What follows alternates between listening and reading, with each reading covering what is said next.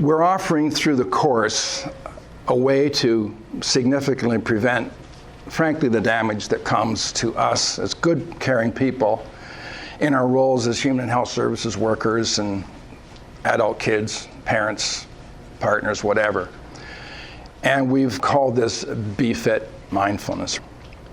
So I'd like you to just recall yesterday when I gave those little definitions of consciousness. We've been reporting forth that the reason we're so driven through this PFP brain is that we are in a state of semi-consciousness. So just turn, if you would, to page 198, because there's a chance that you guys who I'm talking to don't really need this wrap, in which case you can take an hour off and go and play outside. I'm going to take you through a little self-assessment first, and if you score well on this, then you don't need what I'm going to be saying the next hour. But if your scores aren't too high, then you maybe should stick around. So page 198, you can even circle your 1, 2, 3, 4, 5s. The kind of the 1s are most often, frequently, 2, 3 is occasionally, 4 is infrequently, and 5 is almost never. So the first question is, I drive to places on autopilot. I put the key in the ignition and then realize I've driven someplace once I get there. Give yourself a 1 to 5 on that. Needless to say, you're looking for infrequently or almost never to give yourself the most points, but there'll be no cheating except what PFP wants to do to you. Number 2, I experience important emotions, positive or negative, and I'm not conscious that I am having these feelings until sometime later. I eat without being conscious of what I'm eating. How much consciousness went into lunch today? How aware were you of eating today? When I'm involved in an activity with a loved one, such as bathing a child, feeding an elderly parent, playing a favorite sport, my mind wanders to other things like what's next or a memory of the past. Next, I seem to be running on autopilot when I'm offering care and support to others. I have little awareness of what I'm doing at the moment, unless it's a crisis. When I get anxious about or angry with someone, it takes me some time, possibly even an hour or more, to actually catch myself feeling this way. Next, I do mundane tasks, boring things, mainly just to get them done. I hear somebody saying, well, what other way is there to do it? I mean, boredom's boredom, right? Wrong. Get sufficiently mindful and you'll never be bored again. When I can't fall asleep, I have a stream of unnecessary thoughts and feelings that continue to keep me awake. When I'm caring for or supporting someone, I don't consciously intend for them to have an optimal experience. That is, to feel safe, to heal, to feel good. And finally, to keep having happiness in my daily life, I need more and more of what seems desirable. That's a couple little questions on an assessment. So we spoke yesterday about something called Be Fit. And the practice you're learning is, we've called it Be Fit Mindfulness. It's a very specific kind of mindfulness. The acronym is B for body, F for feelings, and I for one of the ways that we think, which is images or mind movies or pictures. And the T is for talk, which is the words and sentences that we use to think as well. So the acronym is Be Fit. So what's a body sensation? A body sensation is anything that happens to the body as a result of pressure, internal or external, maybe a mechanical overload on the muscle system. That's considered to be a body sensation. If you're sitting still for a while, you may get a little bit of a pain in your back. You may notice at this very moment you have an itch of some kind. That's what we call body sensations. And then there's feelings. Well, feelings have got two components to them. The first and most significant part of feelings is body sensations. If you are in a dentist chair and you're about to take that needle, that little poke, the poke itself is a body sensation. But the fact that you've got your arms and hands clinched to the chair, that is a part of a feeling body sensation. That's the cringe effect. That's the resistance that we're bringing to this moment. That's all about feeling. And throughout our bodies, we have just thousands of different manifestations of feeling every day, from pleasure to pain, and the full continuum of that. Then we talk about image thinking, which are these mind movies or pictures. And as we go through our day, this PFP brain just automatically brings in, for many of us, picture after picture after picture after. We don't know it until we're conscious, but that's what's driving a lot of our thought process. Between pictures and words coming in, this completes BFIT. And BFIT, I would suggest to you, is driving most of our world, most of the quality of our world, in terms of our sense doors. Yes, we touch and we taste and we smell. But that which happens with us as a result of external seeing coming through and external hearing, the audio, that creates these BFIT experiences. And it's our lacking awareness of what's happening to BFIT that drives and distorts quite a bit of who we are and what we are. First of all, when we get into a situation that we have perceived to be threatening or negative, BFIT contracts and it starts to direct our behaviors and even some of our feels into less than optimal response. But it's the contractive nature of this BFIT that, particularly the body sensations around feel, that responds through the mammalian brain and the fight or flight and freeze and all that. It's that what takes over very quickly. The upper brain goes offline, and these lower centers of the brain then drive a lot of who we are. But that drivenness that's coming is because of this not being conscious of what's happening in this BFIT sector. We don't know that our chest is tight and that our belly's rumbling a bit and that we've got this cringe throughout our back of our shoulders and all that. It's those body sensations in the main that directly influence our less than A games. That's why we behave the way we do. The directives coming from PFP brain are BFIT. To the extent that we don't know we're having BFIT, it has us. We talked about yesterday this idea of even our thoughts being locked onto our thoughts, typically 50,000 a day, and we're just there if we don't know we're having them. To the extent that we develop that witness or that observer, that noticer, and can watch what's happening with those image and talk thoughts, they don't have the same gripping power. They don't drive us just the same way.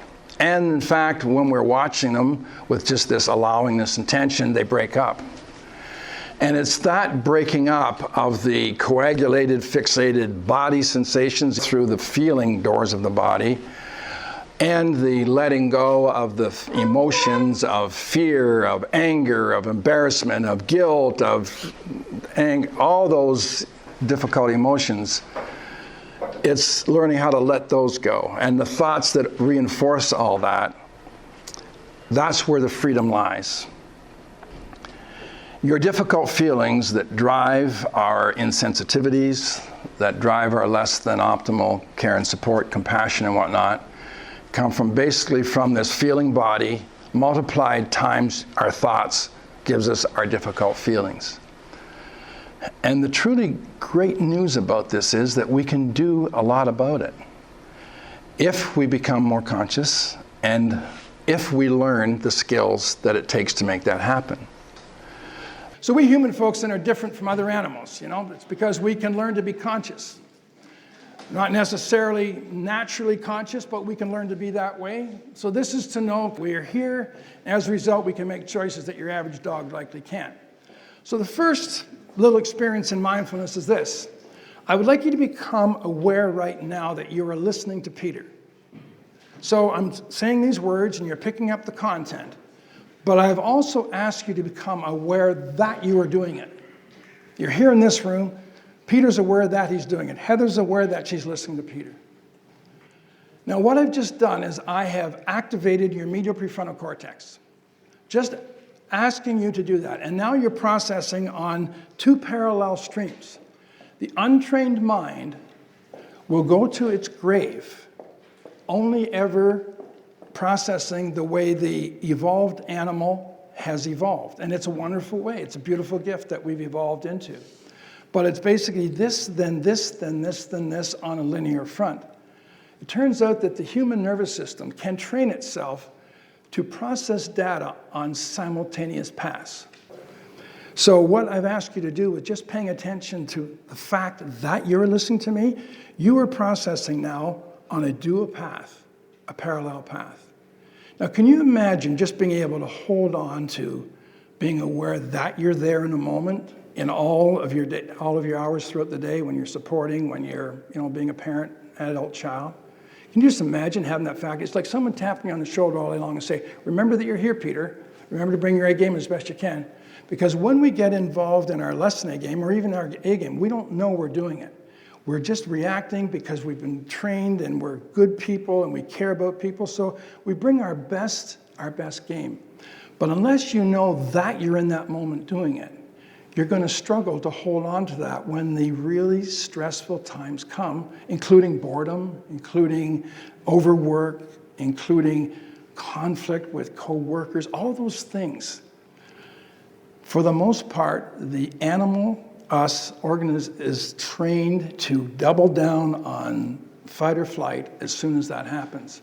And what we know is that that fight or flight can be delayed and indeed prevented when we expand consciousness in the moment. So that's just a beginning as to what we're looking at. Now, for the other part of it, I'd like you to write your signature. Everybody pick up your pen and just write your signature for me, okay?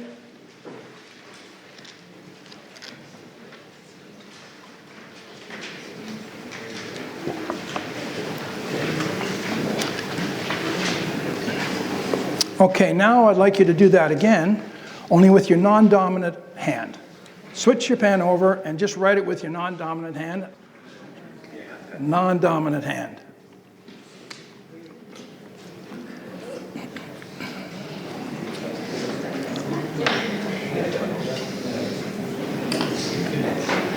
Now, do it again with your non-dominant hand, only go back to where I was about 3 minutes ago, because most of you have likely lost it, but it's just a skill set, you'll learn to do it, but be aware that you're doing it with your non-dominant hand. So say to yourself, aware of writing with my non-dominant hand, and just aware that I'm doing it, just bringing that dimension into that. Non-dominant again.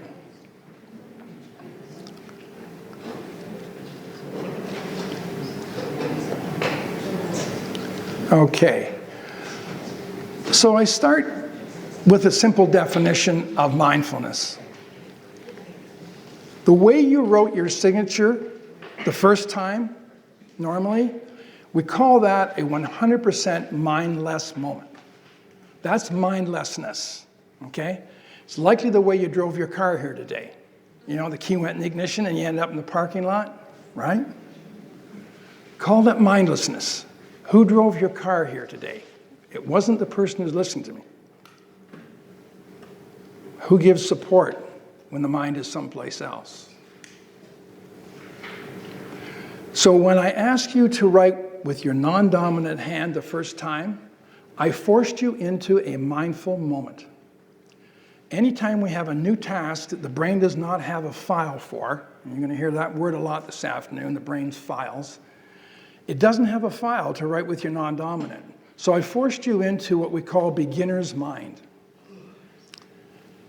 Accomplished practitioners who practice, who've maybe had 50 hours, 60 hours practice, actually start to experience a lot of beginner's mind, especially in activities and moments that are done over and over and over and over again. Can you imagine supporting that individual who's perseverating and told you the same story 10 times this morning, and you are listening with the same degree of interest, not faking it till you make it, not, oh yeah, impeccable behavior. No. In you, you are listening with the interest, sensitivity, and intensity of when you first heard it, or when you maybe heard something from a loved one or a teacher. Can you imagine having that level of awareness of what's happening? That is possible for every one of you in this room. So that's the first piece in terms of what is happening. You drilled down on that part of it, totally aware of what is happening. The second area, when I said, now right with your non-dominant, only aware that you're doing it, you brought in the second part of mindfulness, which is that I'm doing it, okay? So that is the first two elements. Now I'm going to just walk you through a little definition, take it the next step, and then I'm going to unfold the kind of the third element. There's only three main legs on this stool. Peter's aware of what he's doing right now. I'm aware that I'm teaching. And now I'm going to show you the next part of it. So to do that, I just give you three definitions. I'm going to give you a lot more of this after we do our practice session. The first definition, I'm going to talk about your consciousness in three different levels. The first I want to say is when I use the word unconscious, I'm referring to the way you were last night when you were sleeping. You know, you didn't have any sense of what was happening in your world, and you didn't have really any power over changing it, unless you've really trained to work and sleep and whatnot. But mostly, let's call that being unconscious. Next, you then woke up this morning, and you got to the level of driving your car here, although mindlessly. You got to the level of driving, of showering, of eating, and all that. All at what I would call a semi-conscious level. And then finally, I'm going to talk to you now about the skill of how to be more fully conscious. So more fully conscious is basically like paying attention, noticing what you're doing, what you said, knowing that you're doing it. And then finally, the third leg is knowing what your body sensations and your feelings and your thoughts are doing as you're involved in it. So just being aware of those processes. So our body is telling us so much. The more consciousness you do, and even when you do this little exercise this afternoon, you're going to experience that. How the body keeps the score, and we can learn through consciousness what is happening in the body, one. And now that we know what's happening in the body, let's say we're getting stressed, now you're going to learn how to systematically and skillfully let this subjective experience of a tight chest, a neck, or whatever, learn to quantize that, let that go. And that continue to bring you to a level of optimal A-game processing. So the body keeps the score, and we need to know it. We also have feelings that, for the most part, we don't know. The last time you were involved in an emotional hijack, let's say, in your personal life, your professional life, there's a good chance you didn't know it till you're driving home that night, or you didn't know it for a couple of hours later. Now, you may say, Peter, you're wrong on that. When I get mad at someone, I get to my C game, I know it right off the bat. I challenge you to look at that this week or next week, and you're going to see, oh my gosh, I wasn't aware. I was into it and doing it, but I wasn't aware that I was here. Just like right now, how many of you are still aware that you're here? Now, to the extent that I had to remind you that you're here listening to me still, I helped you to become more mindful. Now, it's just a skill set, and you'll have it automatically if you just practice it enough. It's just like learning your math. But the untrained person does not have access to that level. And then in a moment, I'm going to show you about the thoughts. We're having 50,000 thoughts a day, every one of us. And for the most part, you're not aware of that they're even happening. And we do our little exercise shortly, and you're going to see how to be as aware of what thoughts are coming up and passing away. And with that, they do not drive you and own you nearly the same way. This moves us then into what I'm going to talk about, the 4 tools of mindfulness. So we have these 4 components, this BFIT, the way the body-mind finds itself after PFP brain has sorted out what it's reacting to. And our freedom will come from applications of 4 main tools. These tools, first of all, are developed in formal practice sessions, something like what we did yesterday. So the first tool is to develop the skill of concentration, to be able to hold the concentration of this noticer, this observer, on these other aspects of Be Fit is the first step towards freedom. We focus and concentrate, first of all, in formal practice, and then we learn to do it on the hoof in the moment, what we're doing now, teaching, supporting, whatever. It starts to be able to happen just doing other things. So this first task is to have this tool develop sufficiently to be able to override the drivennesses of PFP. And that's a matter of concentration. Every one of the 7 world wisdom traditions have realized this, that they cultivate the mind to be able to concentrate and focus. And from there, then we can then start to apply the rest of the tools. But without concentration focusing, we're going to struggle. You heard me say yesterday that I equate concentration, I equate that to the alphabet. Without the alphabet, we can't have words. Without words, we can't have, the written word and all that that means, and even the sounds that we make through language. That's how important concentration is. I mentioned yesterday as one of the suggestions as to why it makes sense to do mindfulness. If for nothing else to learn concentration, it's to hold on to this incredibly important tool to live a life. All of us would highly value being able to concentrate, for sure. And we are systematically losing the ability to concentrate through the overuse of devices and media that is concentrating us and putting our muscle of concentration into atrophy. The more we are concentrated, the less this deep, thousands and thousands of year-old tool gets eroded. And you don't have to look too far to see studies in what's happening just in 10 years in terms of the generations that are coming in only knowing devices, and even 20, 30 years ago, only knowing TV. So this concentration then, through mindfulness, gets cultivated through applying the mind in very subtle but significant inner workings at this intrapersonal level. When we observe a certain body sensation, we observe a certain feeling that's taking place, we watch an image or talk arise and pass away. All of that is developing and continuing to fire and wire the ability to concentrate. Vitally important skill set. One of the greatest, I think, ways that we're going to slow down the attrition or the compromised wellness of a lot of our culture through being able to hold on to that skill set. The next tool that we talk about is what I call sensory clarity. What is sensory clarity?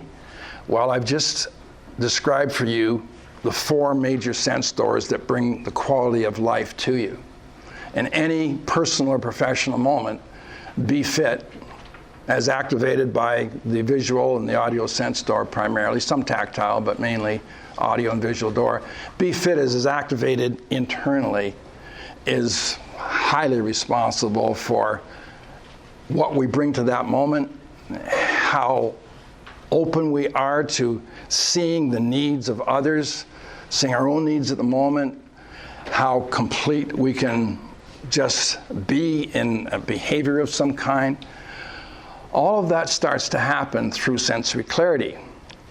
So the lack of sensory clarity is the way we drive our car, that semi-conscious state. That's a great example of very little sensory clarity. We are someplace and our mind is someplace else. What is happening if we became conscious of driving the car would be Fit would be doing certain assessments of the situation. It would be able to be equanimous when someone gives you a finger in traffic. It would be equanimous when you have got this slow traffic jams and all that. I just got to segue into just a 2-minute story on that. So I first met the main teacher I have right now. I mentioned to you several times, Shinzen Young, who is Harvard's senior consultant in mindfulness, and I had been down to a retreat in the Catskill Mountains in New York, where I had gone actually to do a retreat with this famous Lama from Tibet.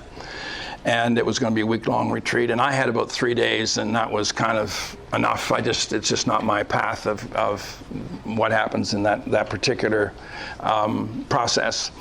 So I was leaving, and one of my Tai Chi teachers at this center said, there's an interesting person up in a cabin way back up on a hill. You may want to go and see what he is doing. And so I stopped in to see him, and he had a very interesting approach that I actually stayed with. So after that 3-4 days I stayed with him. At the end of it I said, you have to come up to Toronto and meet a lot of my friends, and I want to pull a retreat together. And he said, no way. I'm from California. I hear it's always snowing in Canada. I'm not going. And I said, it's not quite that bad. I said, we'll find a time when there's no snow. And he said, I'm so busy. He said, I'm like 80 hours a week, and I can't even, support the groups I'm supporting now. I can't happen. So I just, in my pitifully persistent way, just cried and whatever else I did. Over the next couple of hours, I got him to say yes to a nice retreat in July. However, we got screwed up and we had to make the date into February.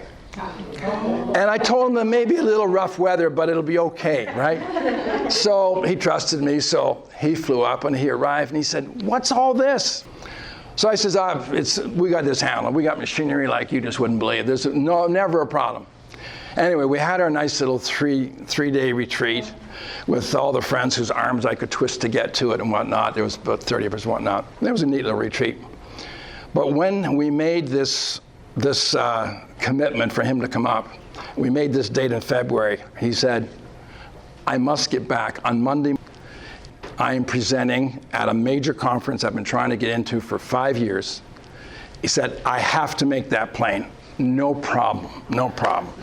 His plane was to fly out at 9 o'clock from Pearson, right? And we live in Acton, which is only an hour away without traffic, 2 hours away at worst, even with traffic. It's 25 years ago, now it's like 5. But at this time, so I left 3 hours in advance. I knew it was going to be fine. Well, you know what happened. The proverbial accident took place. We were right in the middle of 401 between Dixie and, Highway 10 at that time. And there we were. And we crawled about 10 feet and then stopped. And like an hour went by and nothing was happening. We were in this for about an hour. He looked over at me and he said, what's your honest assessment of, are we going to make this plane or not?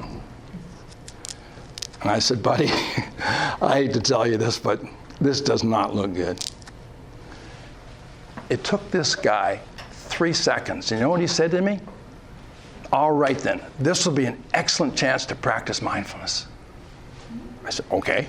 And he said, every time we get slowed down, notice how your whole body just contracts with resistance. And when we get to speed up, notice how it seems to expand and go through this expansion. And then learn how to just be with the flow of expansion and contraction. And he said, whatever happens, it'll be a perfect moment. And I thought to myself, this guy's crazy. But we did it. And literally, and for no reason of the mindfulness, it just so happened that within about half an hour, the traffic broke. We rolled into the airport, and it was like 15 minutes till his plane was going to take off. He says, I'm going to jump out and see if I can make it. And if I make it, send my bags along. That's how it was. And they literally had closed the cabin door and they let him on. He actually got home. It's just one of those freaky things. But I parked the car as soon as I let him out. And I said, this guy's got something that I need. So that's an example of clarifying the senses. In this case, all of be fit. And you learn how to do this in the marketplace of life. It's not just, for formal practice. When you do the formal practice, this is just like calisthenics in the gym. The third tool in this toolbox is something that we're calling, the technical word is equanimity. My word is allowingness. What is allowingness? It's not acceptance. Mindfulness gets a bad rap. They say, I'm not going to learn that stuff. I'm just going to become a doormat. Yeah, just accept whatever's happening and, whatever the flow is, it's all good, it's all God. No. That couldn't be further from the truth. But there is a major component of what we would call allowingness. And here's the difference. Acceptance happens or not in your outside here, what I call objective reality. Like things are happening. And here, we must work passionately to change stuff that shouldn't be happening. We must devote ourselves to being change agents and everything else that we can. But simultaneously with what's happening in objective reality, we're experiencing simultaneously subjective reality, which is in here, inside of us, where BFIT resides, where BFIT's doing what it does. And when you're in the middle of chaos, when you're in the middle of whatever out here, you're passionately trying to change it, but you can be totally allowing of the BFIT sense doors that otherwise would drive us into chaos and becoming a part of the problem. Once again, we become the problem when we don't have this sense of awareness and allowingness. So, when we develop this tool of equanimity or allowingness, we learn to process BFIT systematically. We first of all BFIT as this one just conglomerate sensory system. But as we learn to unwrap it, let's look at body sensation for a while. Let's look at feelings for a while. Let's look at image. Let's look at talk, just like you did yesterday. When you start to divide those components, they have less gripping power. It's the divide and conquer piece. You want to divide something. You've got like 100-pound weight there. You divide it into 5-pound pieces, and you can lift them. But you can't lift them all together.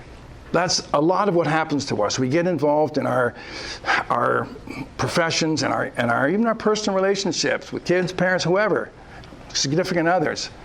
And we're trying to do a lot of heavy lifting because we're only in this semi-conscious state. We're not applying this divide and conquer strategy subjectively or inside.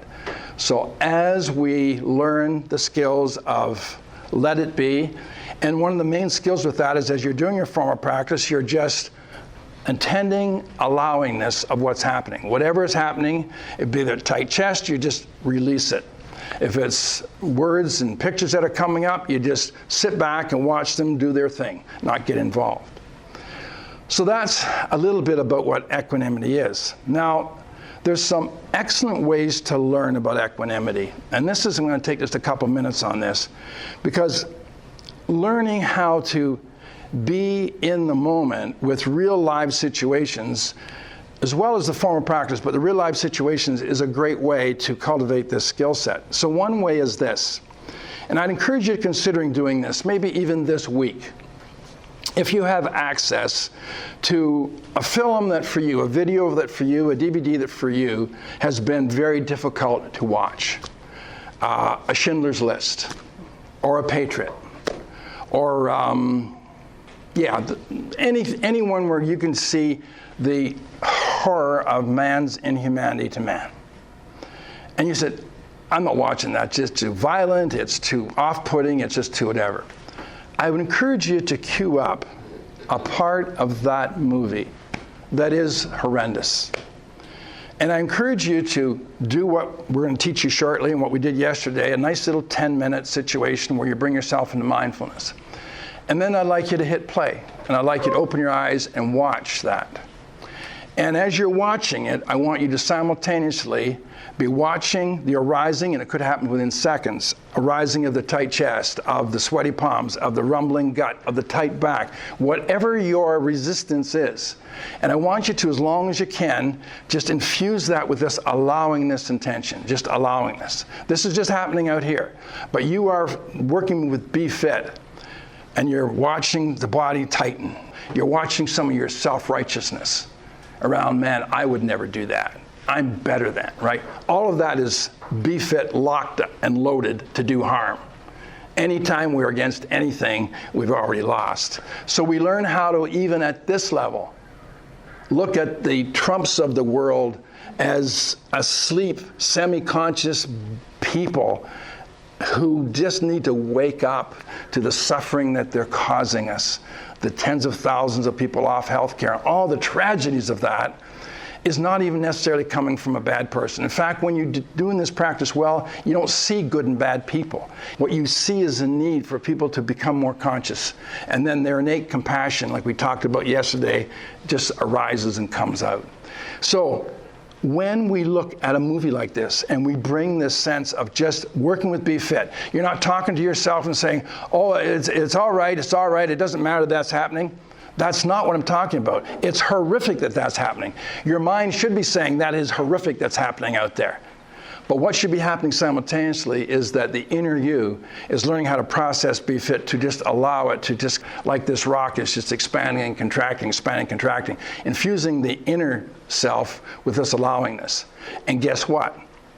In doing that, you then keep your upper brain online, so now you can bring optimal responses to the horrific suffering that's taken place. One of the reasons we're not doing a good job to relieve suffering, not only in our sector but around the world, is because we're meeting anger with anger. People say, I can't get worked up to really change things unless I'm pissed off. Well, guess what? You're part of the problem. You cannot bring anger to anger and think you're going to get some beautiful equanimity out of this moment. You're continually going to get people hurting people, no matter what.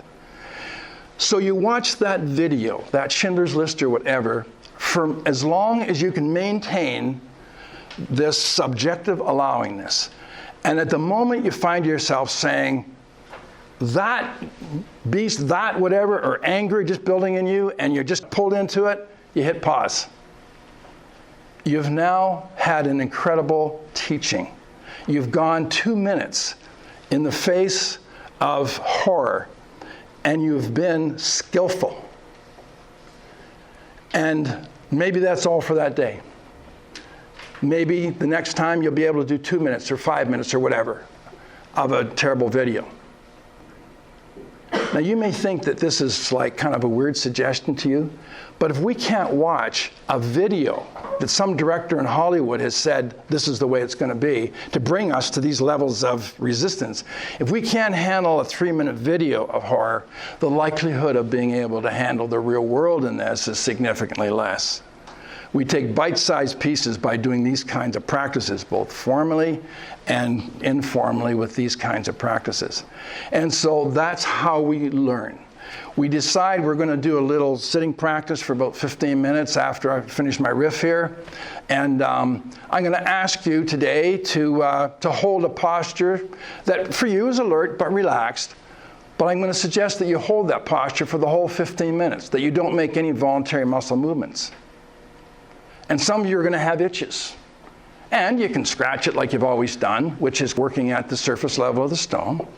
Or else you can try to work with this internal resistance that's, my God, I got to scratch that. And just see where that's coming. You know what that I got to scratch that's made of? Body sensations, feelings, image and talk. Apply this, allowing this practice to that, and you will watch that itch dissolve on itself. And that's what starts to happen in our world of the real itches, okay?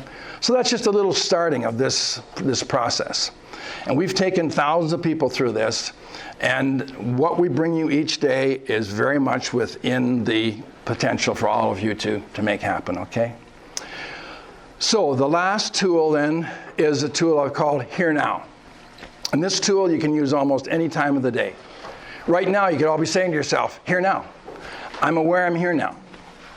I'm aware I'm listening to Peter. That's a here now moment. And just find yourself with every time you catch yourself being in a moment, you say here.